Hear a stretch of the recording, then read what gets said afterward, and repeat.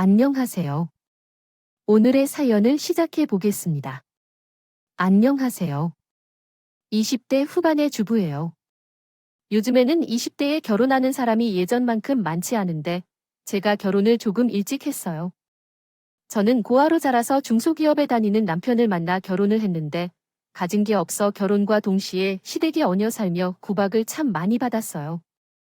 그러다 최근에 제 인생이 완전히 바뀌게 되어 버린 일을 겪고 이렇게 사연을 보내게 되었어요. 저는 3살인가 4살쯤에 부모님 두 분을 차 사고로 잃었어요. 이걸 기억하는 건 아니고요. 나중에 어른들한테 들은 얘기예요. 아버지가 나름 이름 있는 화가여서 재산이 좀 있는 편이었다고 하는데 작은 아버지가 부모님 재산을 받기 위해 부모를 잃은 저를 키우고 나섰다고 했어요. 엄마의 여동생이었다. 이모가 저를 예뻐하셔서 이모가 절 키우려고 하셨지만 작은 아버지가 난리를 쳐서 저를 이모에게서 떼어내고 작은 아버지가 절 키우셨다고 하더라고요. 작은 아버지는 갑자기 생겨난 재산을 제대로 관리하지 못하고 있는 대로 흥청망청 써버리셨어요. 재산이 다 떨어질 무렵 작은 아버지까지 돌아가시고 작은 집도 돈이 너무 없어서 저가 겨우 초등학생일 때 고아원에 보낸 거예요. 부모님에게 물려받을 재산도 없고 고아원에 있는 저를 찾아올 친척은 아무도 없었어요. 그렇게 고등학교를 졸업하자마자 저는 바로 중소기업에 입사를 하게 되었죠. 거기서 처음 사귄 남자친구와 결혼하게 된 거예요. 당신 부모님이 가족도 없이 고아인 날 맘에 안 들어 하시면 어떡해? 어른들 뵙기 무서워. 걱정하지 마. 부모님이 뭐라고 하시든 난 너랑 결혼할 거야. 그리고 내가 좋다고 하는 사람을 고아라는 이유로 반대하시는 않으실 거야. 남자친구는 어른들 뵙기를 무서워하는 저를 잘 달래주었죠. 다행히 남자친구의 부모님이 결혼을 반대하지는 않으셨지만 그렇다고 절 마음에 들어 하시는 건 아니었어요. 휴, 내 아들이 그렇게 좋다고 하니 결혼을 반대하는 건 아니지만 솔직히 내가 그렇게 썩 마음에 드는 건 아니다. 내가 앞으로 내 아들하고 우리한테 최선을 다해서 잘해야 한다는 것만 기억해라. 하늘처럼 떠받들어 모신다고 생각해. 제가 고아인 건 약점이나 다름 없었어요. 제가 원해서 고아가 된 것도 아닌데 결혼 전부터 눈치를 보아야 했죠. 그래도 그렇지. 어떻게 모아놓은 돈이 하나도 없니? 대학도 못 나고 돈도 없고 가족도 없고. 넌 정말 내 아들한테 잘해야 돼. 내 아들 아니면 내가 어디서 멀쩡한 남자를 만나서 결혼을 할 수 있겠니? 결혼을 하고 시부모와 함께 지내면서 시모의 구박을 수도 없이 들어야 했죠. 레퍼토리는 항상 비슷했어요. 저는 못났으니 남편한테 무조건 잘해야 한다는 거였어요. 남편도 저 좋아해서 결혼한 거예요. 남편이 저 불쌍해서 걷어준 게 아닌데 왜 그렇게 말씀을 하세요? 얼씨구, 이 말하는 거 봐라. 너 내가 내 남편하고 시댁 식구들을 하늘처럼 떠받으려고 한 말 기억 안 나니? 어디서 시어머니한테 말대구야 너무 심하게 말씀을 하시니까 그렇죠. 제가 고 아이긴 해도 무슨 잘못을 저지른 것도 아닌데 왜 그렇게 구박을 하세요? 구박 내가 진짜 구박을 못 받아봐서 그런 말을 하지. 넌 감사하는 마음 항상 죄스러운 마음을 갖고 살아야 하는데 내 말을 참 안 듣는구나. 제가 도대체 왜 죄스러운 마음을 갖고 살아야 하는지 이해가 되지 않았죠? 어머님은 제가 그렇게 마음에 안 드세요. 제가 그렇게 미워요. 제가 왜 죄스러운 마음을 갖고 살아야 해요? 나 너 마음에 안 들어. 난 내가 우리 아들이랑 결혼한 게 우리 아들 발목 잡은 것 같아서 너무 미워. 자라면서 누구에게 따뜻한 대접을 받아본 적도 없지만 모처럼 절 함부로 대하고 절 이유 없이 싫어하는 사람은 없었거든요. 저를 향한 시모의 무조건적인 미움이 참 견디기 힘들더라고요. 한 번에는 이런 일도 있었어요. 다시 생각해도 치적이. 지금도 그때를 생각하면 손이 떨리는데요. 시모가 친구들을 집으로 잔뜩 부른 날이었어요. 그날따라 시모가 친구들과 맥주를 잔뜩 마시고 취전 술이나 차려주고 제 방에서 나오지 않았는데 시모의 큰 목소리가 방 안에 있는 저에게까지 들리더라고요. 우리 아들이 진짜 대단한 아들이야. 니네 그거 알아야 돼. 우리 아들이 고아랑 결혼을 했어. 그 불쌍한 애가 쟤야 고아인 데다가 돈도 없지. 학도 못 나지. 거지나 다름없는걸. 우리 착한 아들이 거둬준 거야. 우리 아들 진짜 대단하지 않냐? 시모가 술에 취해서 저를 보고 거지 같다는 말까지 하는데 저는 시모 멱살이라도 잡고 싸우고 싶었어요. 하지만 술에 취한 사람이랑 무슨 말을 하겠어요? 근데 한 가지는 분명히 알겠더라고요. 시모가 평소에 잘 못마땅하게 생각하는 줄은 알고 있었지만 저 얼마나 하찮게 생각하고 있었는지는 그날 제대로 알았죠. 어머님, 제을 그만하세요. 친구분들 앞에서 왜 그런 말씀을 하세요? 이제 그만 말씀하시고 방으로 들어가세요. 저는 방문을 벌컥 열고 나와 어금니를 꽉 깨물고 일단은 시모를 안방으로 모셨어요. 어떻게 자신의 친구들 앞에서 절 그렇게 망신을 주는지 이 일은 잊지 못하겠더라고요. 아휴, 난 고아 며느리는 죽어주 싫어. 아무리 사람이 없어도 그렇지 고아는 좀 그렇잖아. 뭐 하다 오해 있지도 모르고 시모를 안방으로 들이고 나오는데 시모의 친구가 한마디 하는 게 제 귀에 꽂혔죠.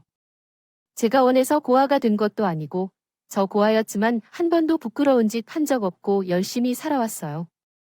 왜 잘 알지도 못하면서 그런 말을 함부로 하세요. 저는 시모의 친구가 혼잣말처럼 중얼거리는 말이었지만 제가 이미 들은 이상 도저히 참고 봐줄 수 없어서 한마디 했죠. 아니, 우리끼리 하는 얘기를 외워듣고 그래요? 아무리 그래도 우리가 윗사람인데 그렇게 큰 소리로 말하는 건 좀 아니지 않나? 우리 그쪽 시어머니 친구야. 그럼 들리게 말하지 마시지. 그랬어요. 저 들으라고 한 소리잖아요. 이제 나가주시죠. 저는 거의 쫓아내듯 시모의 친구들을 집에서 내보냈어요. 네, 이게 왜 지금 무슨 짓이야? 내가 뭔데 내 친구들 그렇게 안 부르대 해?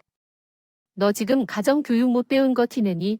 그때 안방에 들어갔던 시모가 현관문 열리는 소리에 비틀대며 나오더니 저를 보고 큰 소리를 치더라고요. 가정교육이라는 말을 듣는 순간 저는 이성을 잃었죠. 어머님은 어떻게 친구분들 앞에서 저에 대해 그런 식으로 말씀하실 수가 있어요? 그리고 지금 가정교육이라고 하셨어요. 경우가 없게 행동하신 건 제가 아니라. 어머님이요. 너 지금 나한테 뭐라고 했어? 이게 오냐오냐 했더니 어디서 감히 어른한테 말버릇이 모양이야. 가뜩이나 너 마음에 안 드는 거 내가 청고 사느라 얼마나 스트레스를 많이 받고 있는지 알아?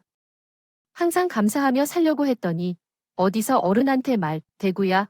어른이면 어른답게 쉬어야. 어머님이 아까 친구분들 앞에서 한 말이 얼마나 치사하고 상처 주는 말이었는지 아세요? 그래도 저 어머님 며느리예요. 저도 어머님 가족인데 가족을 친구들 앞에서 망신을 주는 게 어디 있어요? 그러게 누가 고아하래? 누가 고아해 내 아들한테 들러 붙은 애 주제? 혼자 살 것이지. 아, 왜 하필 우리 귀한 아들한테 들러붙어? 그리고 뭐, 가족, 너 같은 게 무슨? 우리 가족이야? 금심.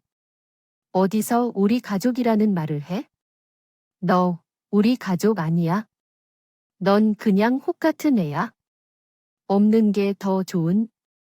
술에 취한 시모는 되는 대로 말을 막 하더라고요. 그 말을 듣는데 서로 운보다 피가 거꾸로 솟는 기분이었어요.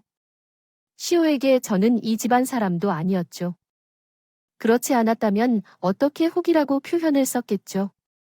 저는 시호랑 더는 말을 섞고 싶지도 않아서 그냥 문을 쾅 닫고 방으로 들어가 버렸어요. 오늘 엄마랑 또 무슨 일이 있었던 거야?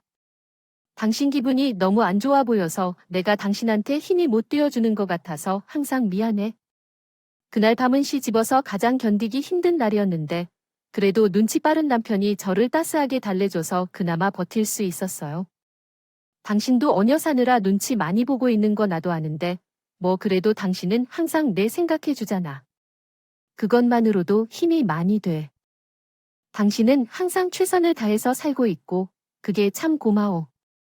나도 힘들 때 많은데 그래도 당신 보면서 견디는 거야? 그럼 내 마음 알아줬으면 좋겠어? 나도 당신 보면서 견디면서 살고 있어? 어머님이 아무리 날 구박하고 난 당신이랑 결혼한 건 후회하지 않아.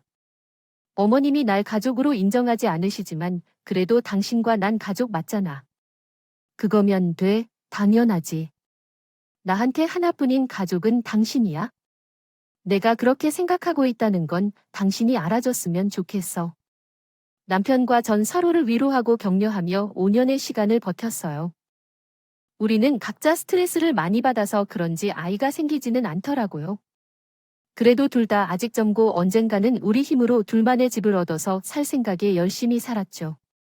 그렇게 5년째가 되었을 때 신호가 결혼을 한다고 하더라고요. 신우의 예비 시보도 의사고 예비 신랑도 의사인 집안이랑 결혼을 한다는 말에 시모가 누구보다도 가장 좋아했어요.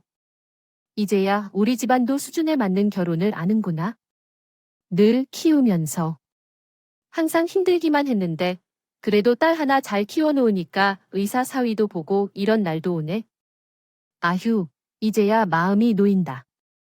시모가 어찌나 좋아하는지 자기가 결혼을 하는 것 같더라고요. 근데 거기까지는 괜찮은데 굳이 저를 보며 또 한마디를 하더라고요. 넌 상견례 자리는 물론 사돈집 눈에 띄지도 말고 있어. 너 고아인 것도 티내지 말고 아니 그냥 없는 듯이 있어라. 그게 제일 보기 좋으니까 가만히 있는 저에게 없는이라는 말을 들으니 기분이 좋을 리 없었죠. 사람을 무시하는 것도 정도가 있지 정말 너무 하시더라고요. 어차피 결혼하면 제가 누구인지 다 알게 될 텐데 그걸 왜 감춰야 하고 제가 없는 듯이 있어야 하는 건데요? 저도 이 집 가족이에요. 어떻게 그렇게 말씀을 하세요? 넌 내가 자랑스럽니? 괜히 결혼 앞두고 부정하지 않게 가만히 있으려면 가만히 있어. 어머님, 제가 이 집 들어와서 문제 일으킨 적 있어. 제가 집안에 패 끼친 적 있어요.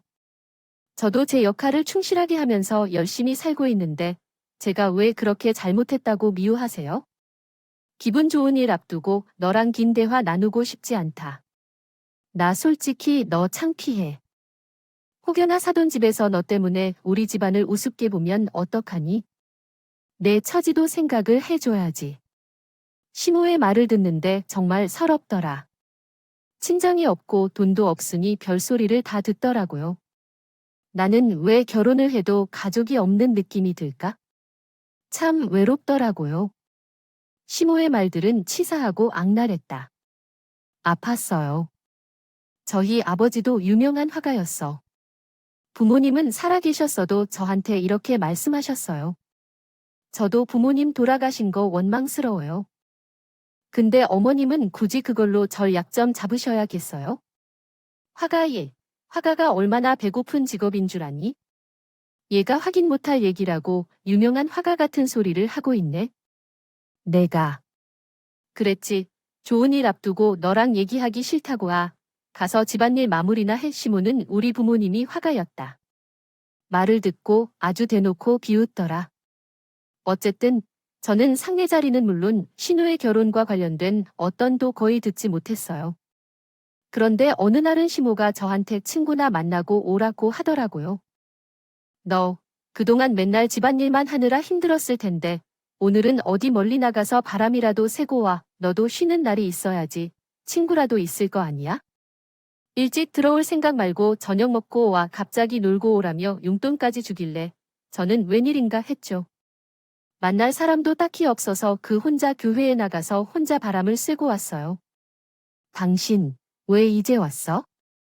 오늘 매부 인사 오는 날이었는데 엄마한테 얘기 못 들었어. 남편이 말해 주어야 알았어요. 글쎄, 그날이 예비심의 부가 인사를 오는 날이었다고 시부의 남편 될 사람이 와서 가족들에게 인사를 드리는데 일부러 저를 멀리 보내서 눈에 띄지 않게 한 거예요. 정말 철저하게 절 무시하고 감추려는 시모의 노력에 울컥하더라고요. 정말이지 하루라도 빨리 돈을 모아 이 거지 같은 시댁에서 나가고 싶다는 생각뿐이었어요. 그리고 신호의 결혼식 날이 되었죠. 저는 당연히 결혼식을 보기 위해 가족석에 앉아 있었어요. 그랬더니 시호가 놀란 얼굴을 하고 저에게 다가와 귓속말을 하더라고요. 너 옷이 그거밖에 없어? 일부러 내 딸 결혼 망치려고 크다 이것을 입고 왔지. 년은 쪽팔리니까 구석에 박혀 있어. 어딜까? 가족석에 앉으려고 어떻게 저보고 가족석이도 앉지 말라고 하세요? 대체 결혼식 날까지 왜 이러시는 건데요? 기타무라, 어디서 목소리를 높여 사람들이 모르려고 작정했어. 당장 너 안 보이게 뒷자리로 가. 그냥 일반하게 인 것처럼 조용히 있으라고 시모가 절 가족 속에서 내쫓더라도 고아는 결혼을 해도 고아도 그요. 결혼식 날까지 저러고 싶을까? 어떻게 사람을 저렇게 함부로 대하나? 정말 서러웠어요. 저는 엉망이 된 기분으로 결혼식 끝까지 자리를 지키다가 가족 사진을 찍을 때도 나가지 않았어요. 시모도 저에게 굳이 나오라고 하진 않더라고요. 식사는커녕 당장 집으로 가고 싶은데 그러지도 못하고 혼자 복도 중간에 멍하니 서 있는데 친우의 시어머니 되시는 분이 저에게 다가오시더라고요. 상견례에 참석한 적도 없어서 결혼식 날 처음 뵌 분인데 그분이 왜 저에게 다가오는지 모르겠더라고요. 어느 쪽 하객이고 물으면 신부 측 하객이 아고 말은 해도 되는 건지 저는 좀 당황하고 있었어요. 그런데 신우의 시어머니 되시는 분이 저를 보며 입술을 파르르 떨며 거의 울 것 같은 얼굴을 하고 계시더라고요. 영문을 모르는 저는 어찌할 줄을 몰랐죠. 너, 지원이 맞니? 지원이, 맞지요. 우리 조카 지원이 맞아요. 그래, 어쩜 언니랑 똑같은 모습으로 자랐니? 처음 뵙는 사돈 어른이 제 이름을 알고 계신 것도 놀라워서 저는 대답도 하지 못하고 눈만 동그랗게 뜨고 그분의 을 바라봤어요. 귓불의 그 점, 우리 지원이 점이랑 똑같은데 정말 지원이 아니야? 내가 널 못 알아볼 일이 없는데 제 이름을 사돈 어른이 어떻게 하셨어요? 아니 도대체 누구신데 제 이름을 알고 계세요? 사실 제 귓불에 엄청 큰 점이 하나 있거든요. 이게 워낙 눈에 띄어서 어릴 때는 친구들이 절 전박라고 놀릴 정도였어요. 그래서 이 점이 스트레스이자 사돈 어른이 제 귓불의 점을 가리키면서 제 이름까지 말씀하시니 제가 얼마나 놀랐겠어요? 내가 널 어떻게 모르니 내가 내 조카인데. 우리 언니 딸 지원이 내가 얼마나 예뻐했는데 내가 너 찾으려고 얼마나 노력했는지. 아니, 내가 내 이모야. 그 말씀하시면서 제 손을 잡고 끌어안고 오열을 하시면서 난리도 아니었어요. 전 여전히 얼떨떨했고 제 이모라는 그분은 눈물을 멈추지 못하시더라고요. 잠깐만요. 이게 어떻게 된 건지 전 잘 모르겠어요. 좀 혼란스럽기도 하고요. 사람을 잘못 보신 건 아닌가 싶기도 하고요. 내가 잘못 봤을 리가 없어. 아까 널 보는 내 죽은 언니가 살아 돌아온 줄 알았어. 어떻게? 우리 언니랑 그렇게 똑같이 자랐니? 예전 우리 언니 모습 그대로인데 내가 내 조카가 아니면 누구야? 내가 널 정말 얼마나 찾았는지 알아? 내 작은 아버지도 돌아가셨다면 그리고 대체 어디서 지낸 거야? 작은 아버지 돌아가시고 그 집도 사정이 많이 안 좋아져서 고아원에서 지냈어요. 그리고 죄송하지만 전 이모가 기억이 나지 않아서 그저 지금 상황이 너무 낯설기만 해요. 고아원, 늘 고아원으로 보냈단 말이야? 아니, 어떻게 그럴 수가 있어? 애를 키우지 못하겠으면 나를 찾지? 어떻게 널 고아원으로 보낼 수가 있다니. 정말 너무 기가 막히고 원통하다. 고아원이라는 말에 이모가 너무 놀라셨고 우리의 소란스러운 대화에 주변 사람들이 우리를 쳐다봤지. 그러니 멀리 있던 시모가 상황이 심상치 않음을 알아차리고 얼른 우리 쪽으로 오더라고요. 시모는 제 옆으로 오자마자 팔꿈치로 저를 휙 밀쳐 버리더라고요. 무슨 짐작이라도 되는 것처럼 저를 막대하는 이모가 그 모습에서 눈을 떼지 못하더라고요. 시모의 막대먹은 행동에 놀라고 화가 난 표정이었어요. 시모는 무슨 상황인지도 모르면서 그저 저를 감추기 급급하다고. 시모는 제가 정말 창피했나 봐요. 어쩜 그렇게 필사적으로 저를 감추려고 하는지. 밀쳐진 저는 비참하기 하고 열이 받기도 하더라고요. 어머, 사부인. 얘가 부인한테 무슨 잘못이라도 했나요? 얜 신경 쓰지 마세요. 저도 얘 때문에 골치가 아파 죽겠어요. 그냥 무시하세요. 그 얘기를 들은 이모가 눈물을 뚝 그치고 시호에게 따지듯 말했어요. 지금 우리 조카한테 뭐라고 하셨어요? 예, 이제야 만났지만 엄연히 제 조카예요. 왜 우리 조카를 함부로 말씀하시는 거예요? 얘가 대체 사부인테 무슨 잘못을 했는데요? 부인이 얘 알기는 해요, 조카예요. 수의 며느리고도 없는데 무슨 사부인 조카라는 말씀이세요? 뭔가 잘못하신 거 아니에요? 아니, 며느리를 그동안 이렇게 함부로 대했어요. 아이 잠깐만. 그럼 격사돈이라는 건데 그동안 저의 존재를 시모가 철저히 감춘 덕에 이모는 제가 시모의 며느리라는 것도 알지 못했죠. 요즘 격사돈이 무슨 문제가 되나요? 그리고 이미 결혼식까지 다 마쳤잖아. 아, 그러저나 참 신기하네요. 우리 며느리가 사부인 조하라니야. 저는 그런 줄은 꿈에도 몰랐네요. 시모는 혹시라도 신호의 결혼이 없던 일이 될까 봐 빠르게 머리를 굴려 얼른 태도를 바꾸더라고요. 시모의 입장에서는 좋은 집안과 사돈을 맺은 것에 문제라도 생길까 봐 전전긍긍할 법도 했어요. 저는 아주 재빠른 시모의 태도를 황당하게 봤어요. 시모는 분명 제 시선을 느꼈을 텐데도 아랑곳 않더라고요. 그 모습이 참 뻔뻔해 보이더군요. 우리 언니가 있었는데 예전에 사고로 죽었어요. 언니 하나밖에 없는 딸이 지원 있고요 사정에 있어서 그동안 만나지도 못하고 지냈는데 얘 뒷불 보고 내가 알아본 거예요. 그런데 여기서 내 조카를 만날 줄 누가 알았겠어요? 어머나, 그 있으시구나. 전에 얘가 그냥 고아인 줄 알았지. 사부인 조하일 줄은 몰랐네요. 그래도 이렇게 만났으니 너무나 다행이죠. 이모의 설명을 듣더니 시모는 고개를 과하게 끄덕이며 대답을 하였습니다. 하더라고요.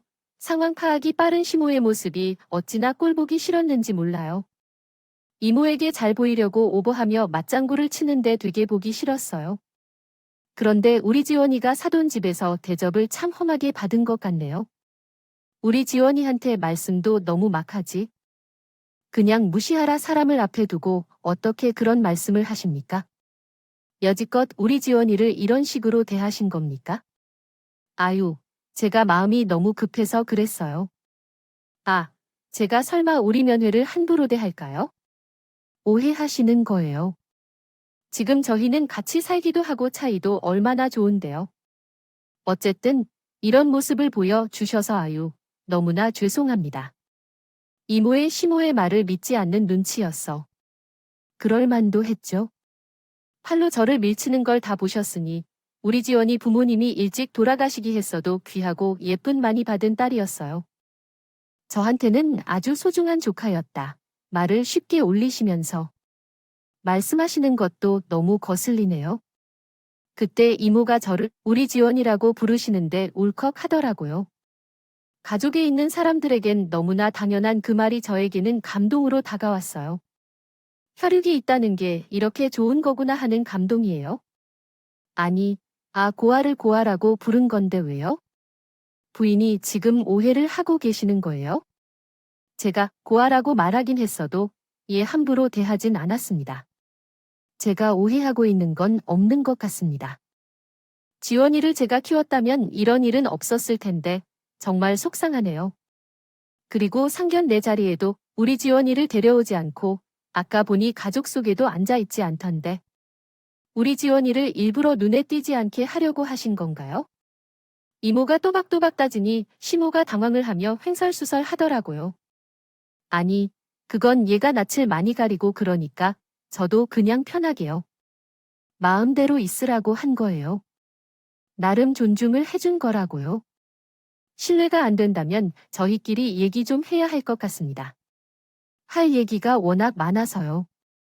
저희는 이만 가보겠습니다. 지원아, 우리 집으로 가서 남은 얘기 좀 나누자 할 얘기도 너무 많고 너에게 주려고 한 것도 있어. 바로 우리 집으로 좀 가자. 시모가 당황해서 무슨 말이라도 하려고 하는데 이모와 저는 그런 시모를 무시하고 자리 떠났어요. 저는 이모를 따라 이모 댁으로 갔어요. 이모는 저를 바라보며 또 눈물을 훔치시는. 이렇게 만나게 돼서 그래도 다행이라고 생각은 하는데 그동안 얼마나 힘들었을지 생각을 하면 가슴이 너무 아프다.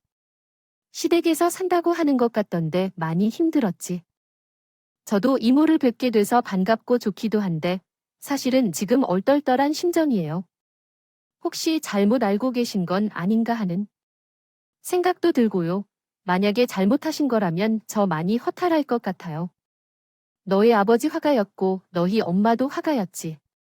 두 사람 차석으로 죽었고 넌 내 작은 아버지가 키우신다고 데려가서 나랑 연락이 끊겼어. 내 이름도 내가 알고 있고 내 귀의 그점도 내가 알아봤고 내 모습이 우리 언니랑도 똑같은데 아직도 못 믿겠어. 이모의 설명을 들으니 제 기억과 꼭 맞았어요. 그제야 이 상황이 실감이 나더라고요. 이모 너무 어릴 때라 저한테 이모가 있는 줄을 기억도 못했어요. 작은 아버지가 돌아가시고 고아원에서 자랐어요. 그리고 고등학교 졸업마자 회사 잠깐 다니다가 결혼했고 제 얘기를 들은 이모가 티슈로 눈물을 찍어 닦으시더라고요. 저를 볼 때마다 계속 눈물을 흘리시는데 저는 어쩔 줄을 몰랐죠. 내가 원한다면 유전자 검사라도 하자.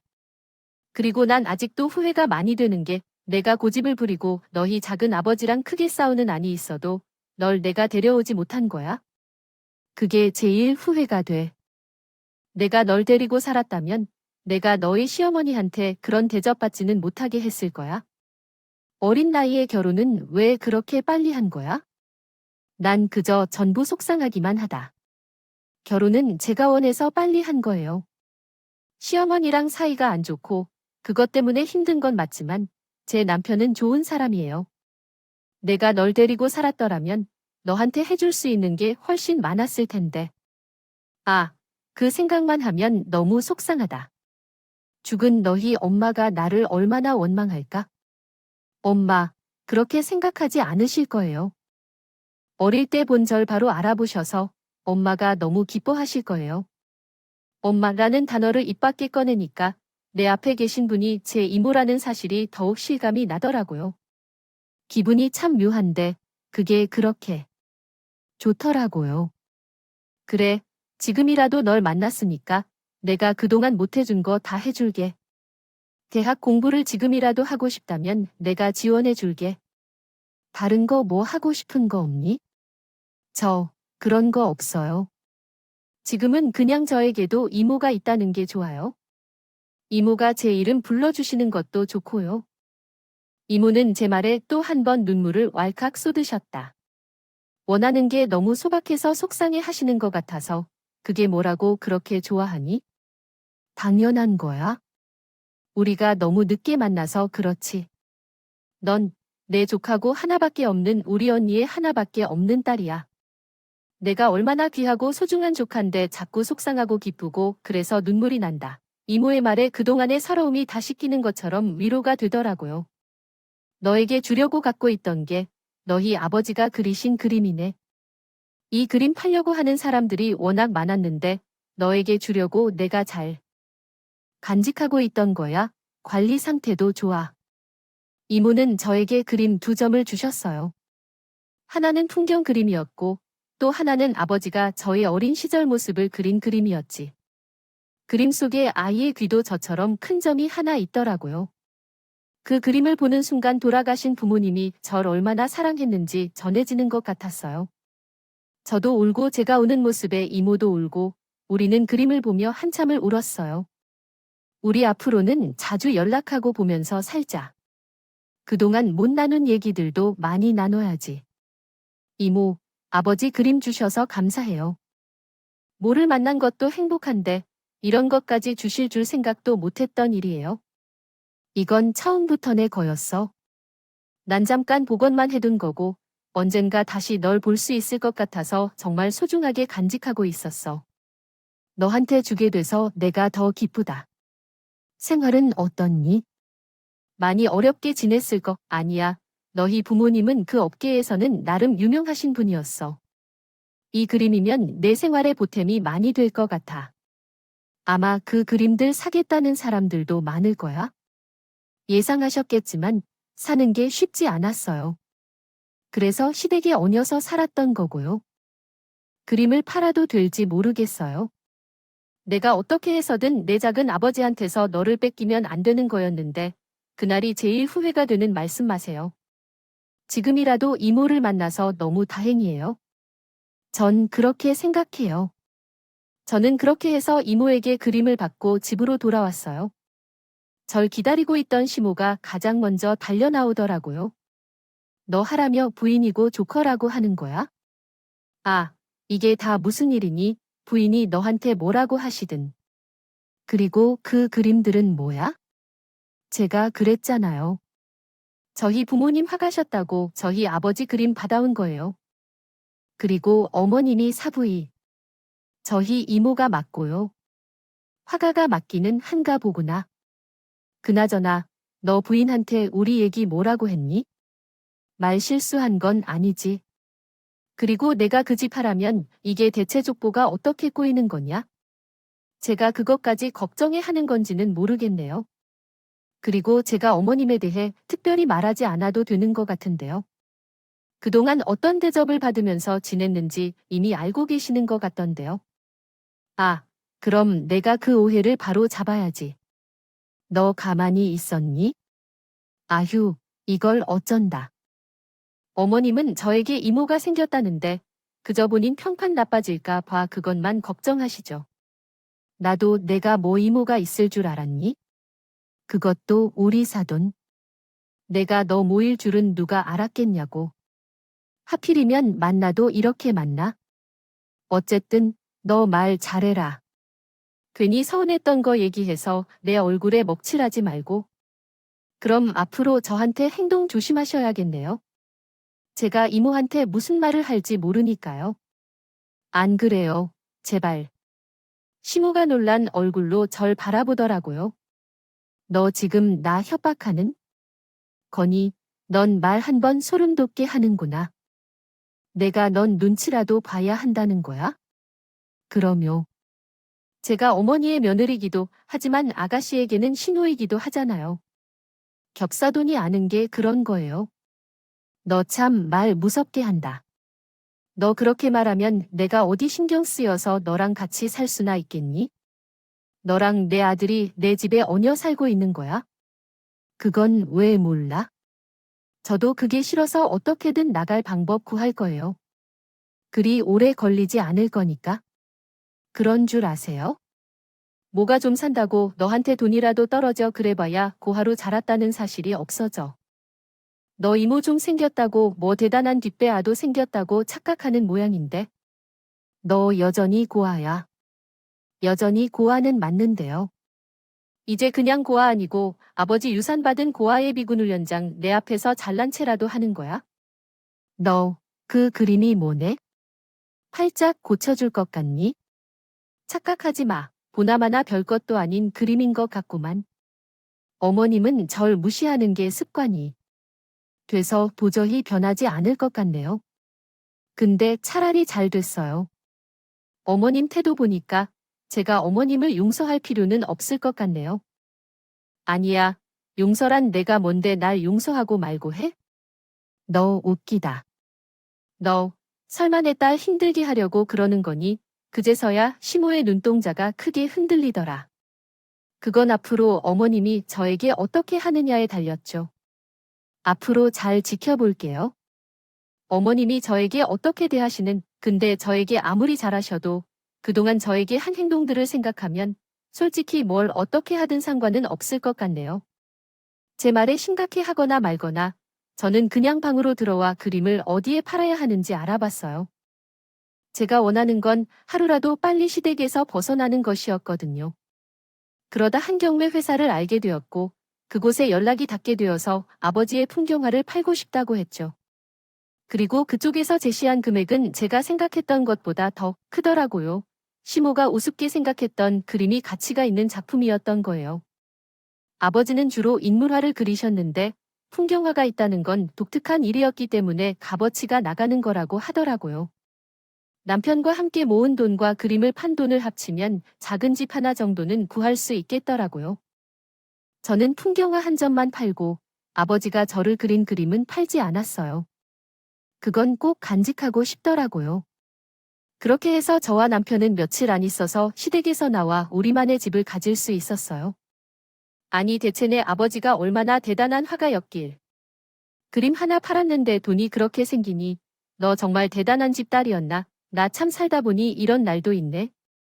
다른 그림도 팔면 돈이 더 생기는 거 아니야? 시모가 눈을 반짝이면서 묻는데 저를 향한 말투가 참 나긋나긋하고 부드럽더라고요. 시모가 저에게 그런 투로 말을 하는 건 처음 들어봤어요. 근데 그게 참 싫더라고요. 왜요? 우리 아버지가 나름 유명한 화가였다 하니까 이제야 저한테 관심이 생기세요? 다른 사람들한테는 저라는 존재를 감추기 급급하지. 이제는 제가 달라 보여요.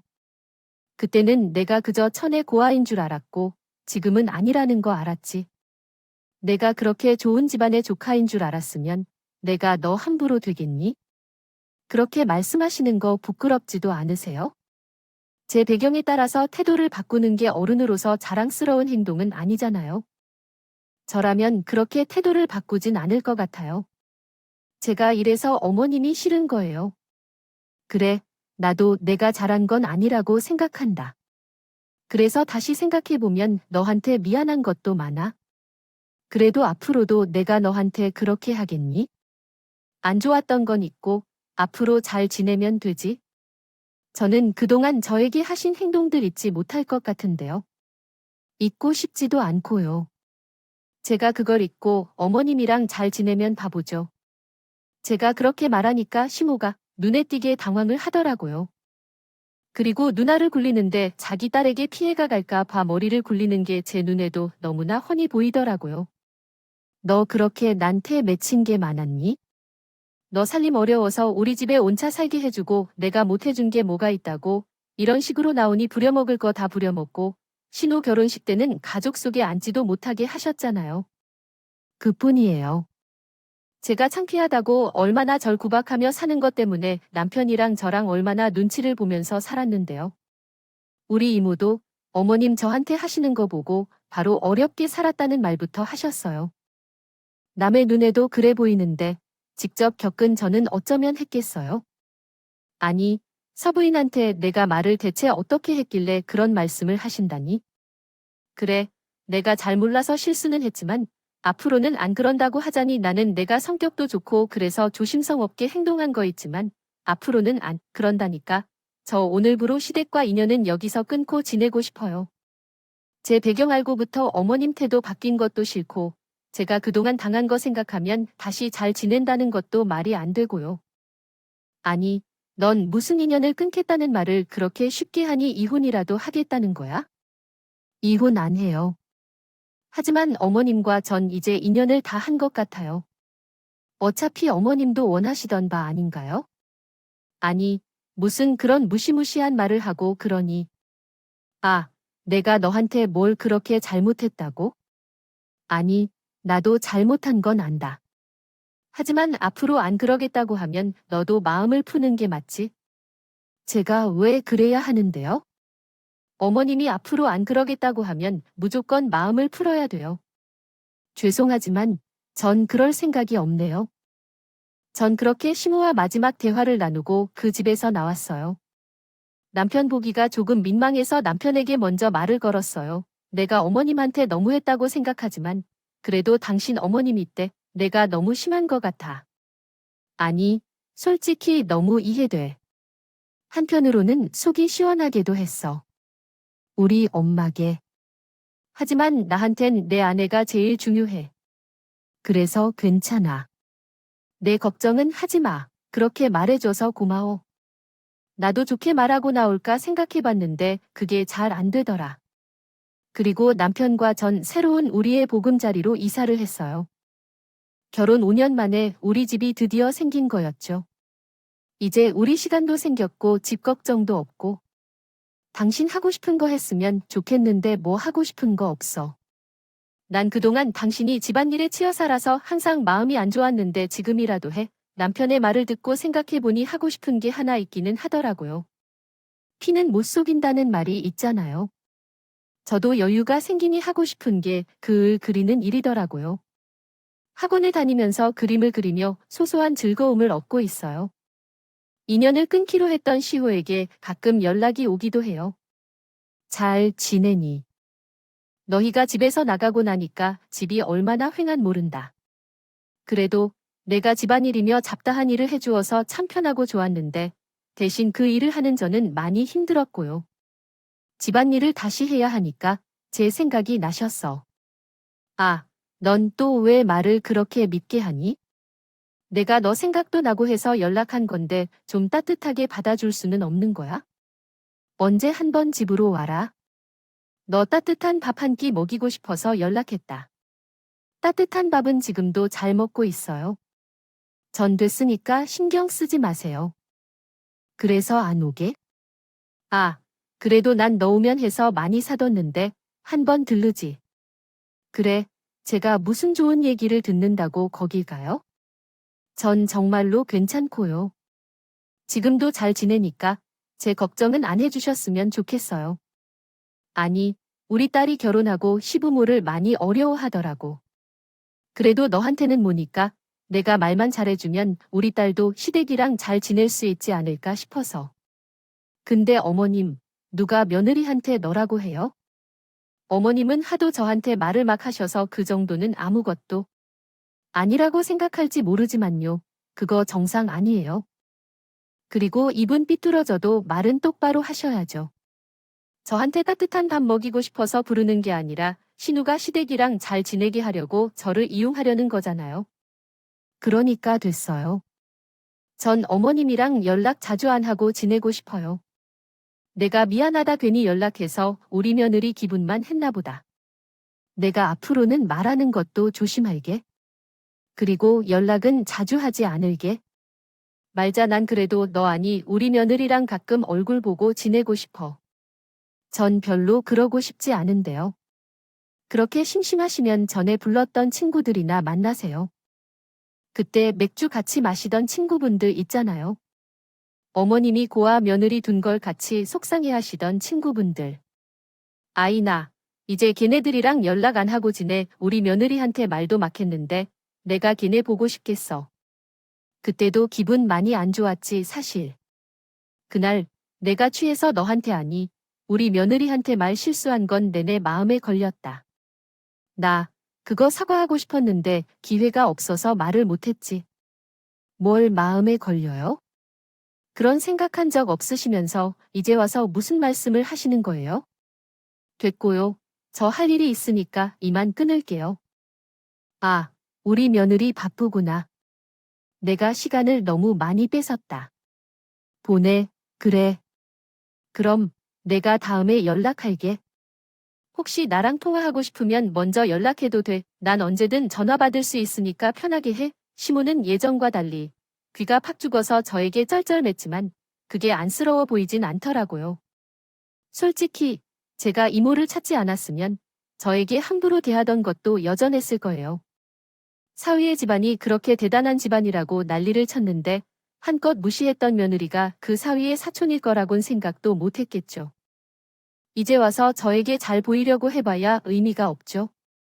저는 진작에 시호에게 마음이 떴거나 저에게 함부로 전화를 하지는 않을 겁니다. 않아요. 이제는 제 눈치를 엄청나게 많이 살피죠. 혹시라도 제가 이모에게 신호에 대해 안 좋은 얘기라도 할까 봐 벌벌 떠는 눈치예요. 이제는 시모의 막말에 벗어나 남편과 둘이서 편하게 지내게 돼서 그것만으로도 행복해요. 그리고 이모와 자주 연락하면서 지내고 있어요.